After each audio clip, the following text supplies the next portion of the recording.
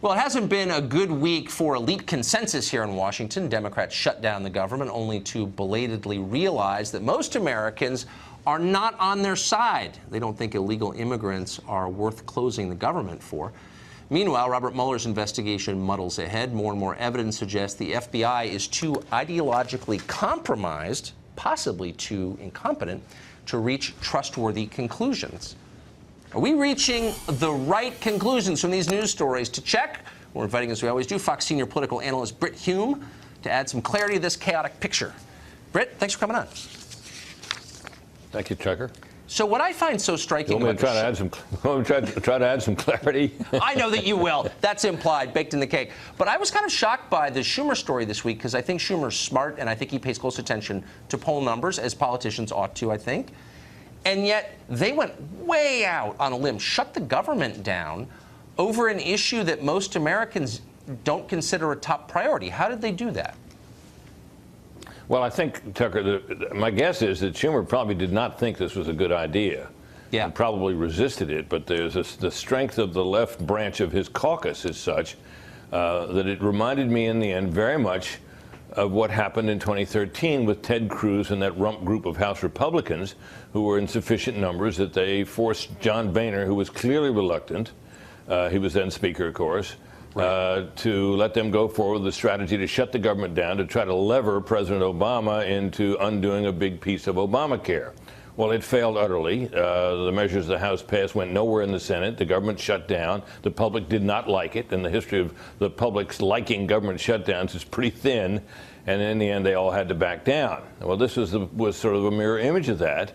I don't think the leader liked it, but he, was a good soldier, participated in it, and in the end, they got their butts handed to them and had to back down because it did not go over well. And the members in their caucus who were up for re-election this year could sense that, and a handful of them voted no on the whole idea on the first go-round back last week. And by the end of the weekend, I think it was clear to them, at least, that they were losing, and it was hurting. It could hurt them back home. And so they came out and caved in, and Schumer and the filibustering Democrats got practically nothing. It's just remarkable, though, and Republicans seem a little out of touch with public sentiment on this, too. The new Harvard poll asked people, do you think we need less or more immigration? Overwhelmingly less. The number of Americans who want more people to come from foreign countries, and that's the consensus view in D.C. on both parties, we need more, 12% want more. I wonder why they're not aware of that. None of them seem aware of that.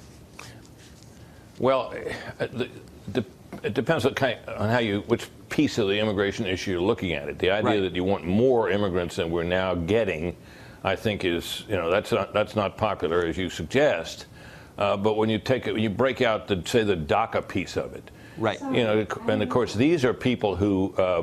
Did you hear that voice behind me? That was Alexa. I managed, Tucker, to wake Alexa up with some. Wait, so you're saying Amazon is monitoring this conversation? Yeah, Amazon, and I ask her all the time. I say, Alexa, are you spying on me? Listen.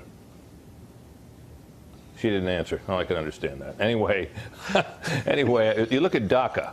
This is a subset of the immigrants in this country illegally who came here, as we've all heard said, through no fault of their own when they were young, when they were minors. And there's a case to be made that these people are worthy of some sympathy. They've never known any other place but America as home. And to send them back to some place they've never been seems unfair. And I think most Americans, that issue polls pretty well. And it seems that there's bipartisan support for that. And then there's the question of what you do about the illegals who are already here. And their presence here is not popular, as you've suggested. But then the question becomes, is it practical to try to round them all up and send them home? And that's kind of a bridge too far. So once you get past the idea that the general idea that people don't want more immigration, and they certainly don't want more illegal immigration, it gets complicated. And of course, the president, I think, is standing on fairly solid ground from his point of view and wanting a series of border security measures to go with any measure to relieve the DACA people of their situation here, of their potential to be deported. So that's sort of where we are in this, and we got another negotiation coming up soon, and we'll see how much the Democrats are willing to give in order to get the DACA repeal undone. I, for one, am looking forward to it. Britt Hume, thank you for the clarity on that. I appreciate it. And good luck with Alexa. You bet. Thanks.